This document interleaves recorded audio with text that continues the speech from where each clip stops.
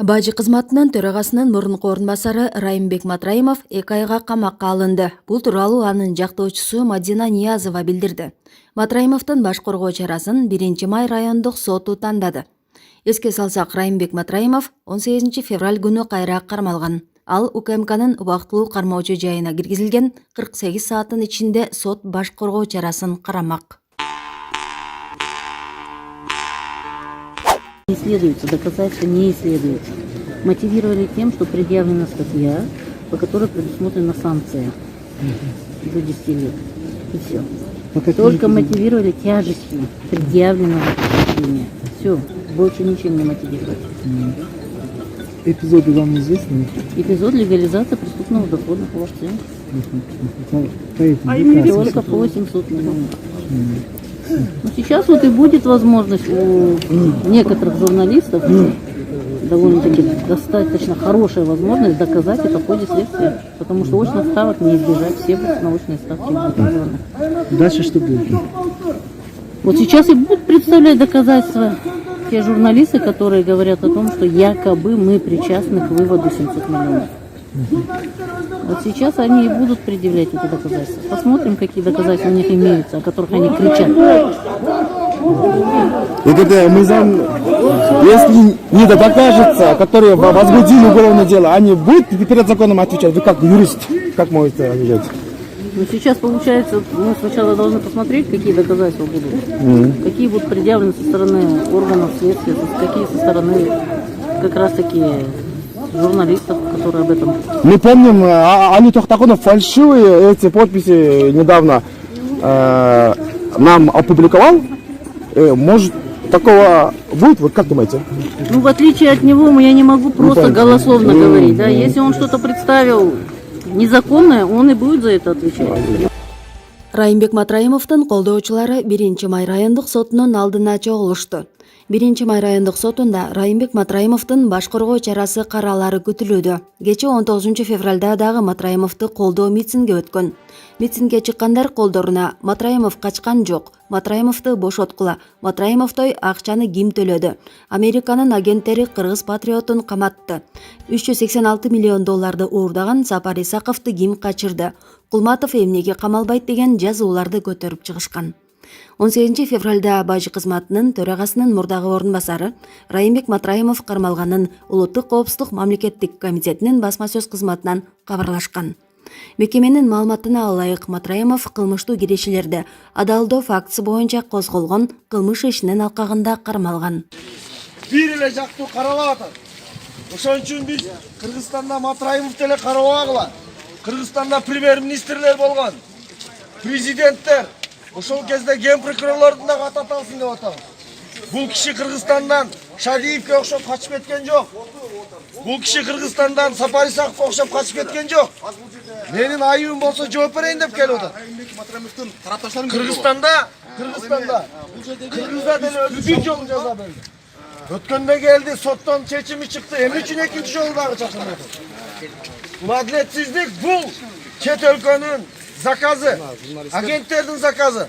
Ошондуктан биз акыйкат талап кылып, Кыргыздын уулу, патриоту, Кыргыздын бебечараларына, спортчуларына, Кыргыздагы ар түрдүү кыйналгандарга жардам берип келген патриот Райымбек Матраимовго боштондук! Кыргыз Республикасынын премьер-министри Улукбек Марипов курулуш тармагын өнүктүрүү маселеси боюнча кеңешме өткөрдү. Премьер-министр курулуш компанияларынын жетекчилерине кайрылып, жаңы долбоорлорду курууда жана пландаштырууда, жарандар үчүн ыңгайлуу жана жеткиликтүү баадагы турак жайларга басым жасоо маанилүү экендигине токтолду.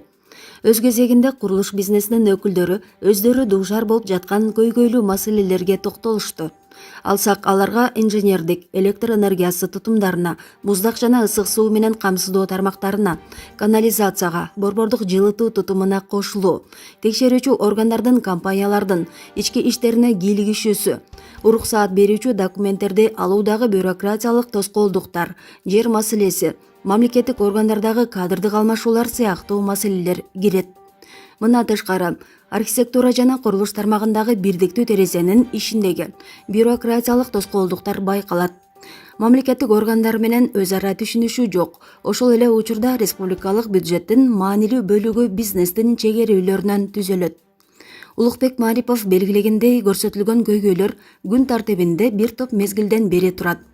Жолугушуунун жыйынтыгы боюнча премьер-министр Улукбек Марипов тийиштүү мамлекеттик органдардын жетекчилерине курулуш тармагында иштеген уюм өкүлдөрү тараптан көтөрүлгөн маселелерди кыска мөөнөттө чечүүнү жана курулуш тармагын жөнгө салуучу ченемдик укуктук базаны инвентаризациялоо жана өркүндөтүү боюнча иш алып барууну тапшырды.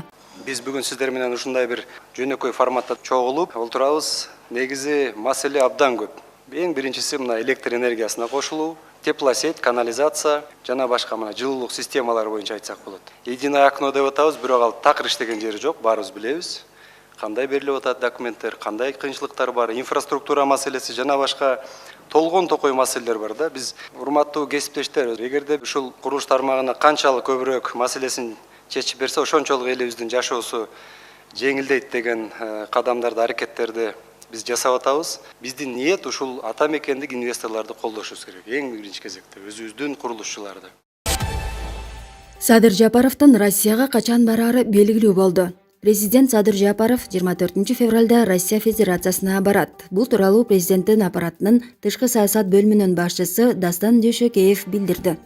Иш сапардын алкагында Садыр Жапаров Россия Федерациясынын президенти Владимир Путин менен эки тараптуу сүйлөшүүлөрдү жүргүзөт. Ошондой эле мамлекет башчысы Россия Федерациясынын өкмөтүнүн төрагасы Михаил Мишустин жана мамлекеттик думанын төрагасы Вячеслав Володин менен жолугаары пландалууда. Мына тышкары Садыр Жапаров Россиянын ишкерлери менен баарлашып, ошондой эле Россиядагы мекендештер жана кыргызстандык студенттер менен жолугушат. Садыр Жапаров Кыргызстанга кайра 25 февралда кайтып келет. Троллейбус менен автобустагы жол кири 11 сомго кымбатташы мүмкүн. Бишкек шаардык кеңеши коомдук транспорт жаатындагы токтомго өзгөртүүлөрдү киргизүүнү сунуштап жатат. Бул тууралуу Бишкек шаарынын мэриясынын басма сөз кызматы билдирди. Жаңы токтом долбоору боюнча коомдук муниципалдык унаалардагы автобус, троллейбус жол кирени 11 сомго, жүргүнчүлөрдү ташыган жеке менчик компаниялардын кичи автобустарындагы жол кирени 15 сомго көтөрүү сунушталууда.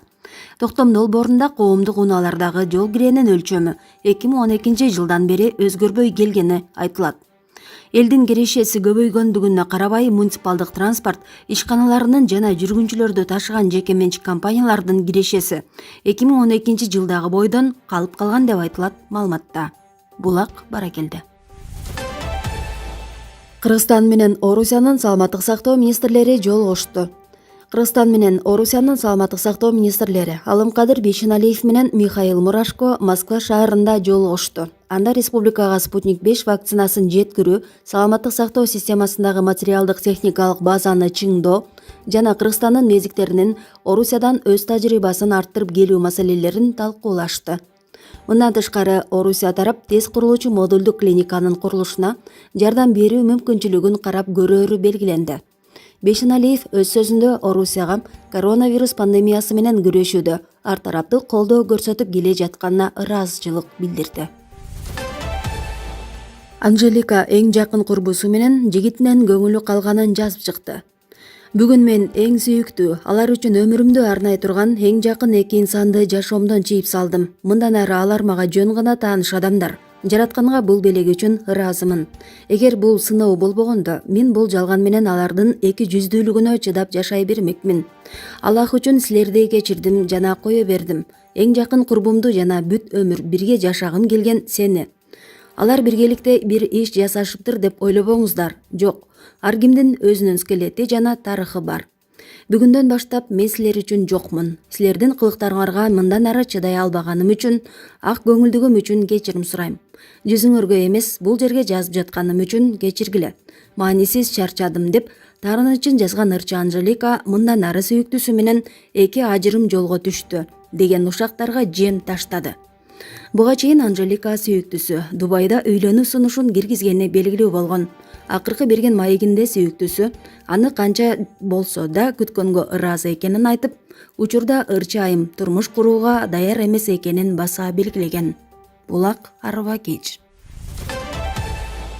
Москвада кыргызстандык жаран 7 жылга соттолду. Москва шаардык аскер соту кыргызстандык 3-топтогу майып 32 жаштагы Талант Онуровду теракт даярдаган жана терроризмге үгүттөгөн деген айып менен 7 жылга эркинен ажыратты. Мындан тышкары ага 4 жыл бою интернетте жана сайттарда ишмердүүлүк кылууга тыюу салынды. Прокуратуранын маалыматына караганда Онуров 2019 жылы сентябрда Орусияга келген.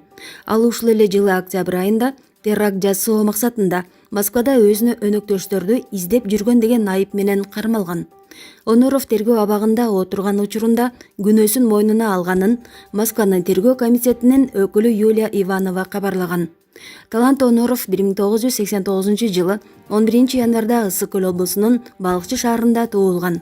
Үй бүлөдө 4 баланын улуусу. Ата-энесинин айтымында 1998 жылы менингит болуп ооруп кулагы укпай калган. Кыргызстандын эмгек жана социалдык коргоо министрлиги 2007 жылы берген күбөлүккө ылайык 3-топтогу майып Балыкчы шаарынын социалдык өнүгүү башкармалыгында каттоодо турат. Майыптыгына байланыштуу айына 2700 сом жөлөк пул алат. 1998-2008 жылдары Бишкектеги кулагы укпаган балдардын номер 2 интернатында окуган. Кийин Балыкчыдагы ата-энесинин колунда жүргөн, үйлөнө элек мурда соттолгон эмес. Онуровдун апасы анын уулунун террордук уюмдарга катышы бардыгын четке кагып келет. Анын Азаттыкка билдиргени боюнча, уулу угуу аппаратын сатып алууга акча иштеп келүү үчүн Бишкекке кеткен боюнча дайынсыз болгондуктан ага издөө жарыялашкан. АКШ Райымбек Матраимовдун камакка алынышын кубаттады. Америка Кошмо Штаттары коррупцияга жана кылмыштуу кирешилерди мыйзамдаштырууга айыпталып жаткан Райымбек Матраимовдун кармалышын кубаттайт. Бул тууралуу АКШнын Кыргызстандагы элчилиги билдирди. Биз Кыргызстандын укук коргоо органдары менен уурдалган акча каражаттарды аныктоо боюнча иш алып барууга даярбыз. Эгерде алар табылса, кыргыз элине кайтарып беребиз деп айтылат маалыматта.